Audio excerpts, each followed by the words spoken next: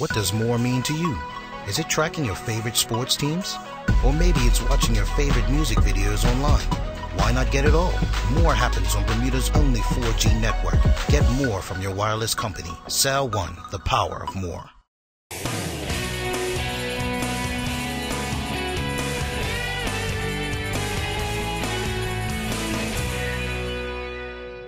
Hello and welcome to NewsBite, the Bermuda Sun's weekly news wrap-up for Friday, August 24th, brought to you in association with Cell One. I'm Michaela Pearman. We have a special report today about drinking and driving in Bermuda, but first, our top stories. A former Canadian Sea Cadet who came to Bermuda as a summer sailing instructor will be laid to rest tomorrow in New Brunswick. Alex Gosselin died last Friday here on the island. He was just 23 years old. He had been teaching youngsters to sail at the Sandy's Boat Club, and the money he earned was going towards his postgraduate education. Mr. Gosselin had just received an undergraduate degree from Dalhousie University. Former prison officer Craig Clark got a conditional discharge after he admitted causing suffering to his 13-year-old dog. Sapphire, a Rottweiler, was seized by SPCA officials in May and was found tied to a tree covered in fleas. She was tested at the vet and found to have protruding bones, tumors, anemia, and numerous growths on her body. Clark told the court he fed the dog every day but thought she was dying of old age. Meanwhile, Venom, a severely malnourished dog whose story captured our hearts last year, had to be put down. A former Bermuda police chief inspector is finally talking after 50 years of silence about the infamous Moors murder case in England. David Barber was a young constable when he joined the hunt for arguably the two most notorious child killers in British history. Ian Brady and Myra Hindley were jailed for their horrific crimes in May 1966. Mr. Barber moved to Bermuda before the convictions and told our Simon Jones, "You never forget a case like that." How much is too much? The Bermuda Sun is asking that question in a big way this week online and in the paper. With the number of accidents and arrests for drunk driving seemingly on the increase, we decided to put together a special report to take a closer look at the issue. Justice Minister Kim Milson has announced a plan to introduce roadside breath test. It'll be a first. Legislation should be tabled in November, which will allow police officers to stop motorists for an initial breath test on the side of the road. If the driver fails, they will then be taken to the Hamilton Police Station for the formal test.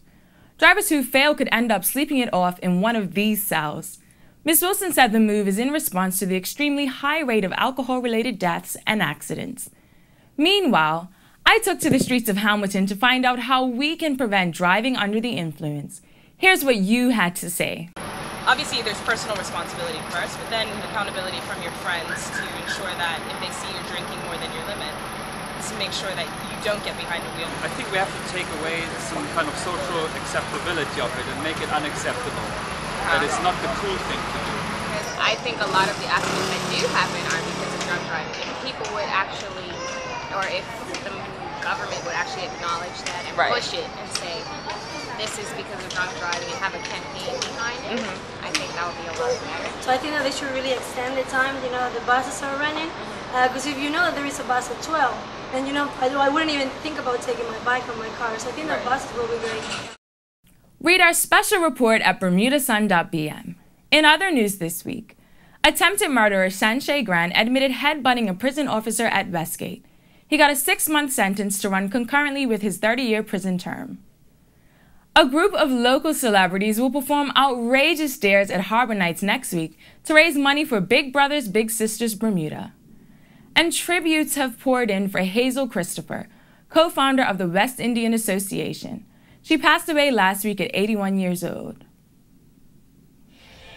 In sports, talk about a comeback.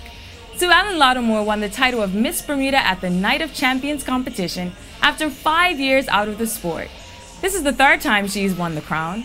She won in 2002 and 2003. She had been unable to compete thanks to an injury, but came back victorious this time around. Congrats, Sue Ellen.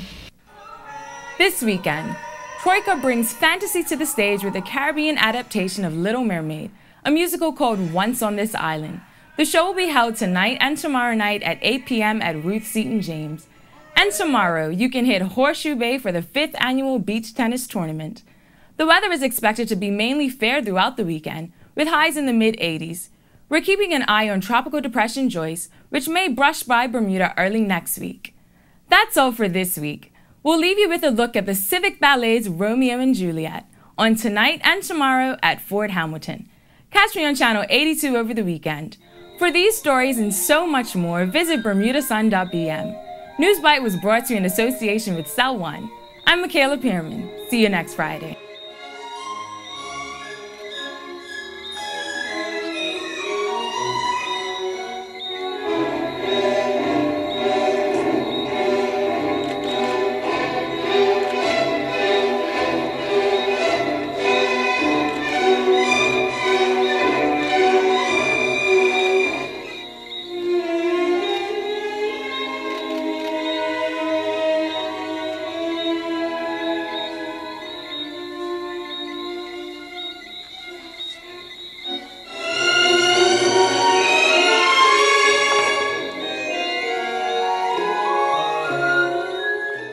What does more mean to you?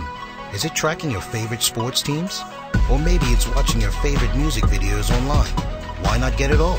More happens on Bermuda's only 4G network. Get more from your wireless company. Cell One, the power of more.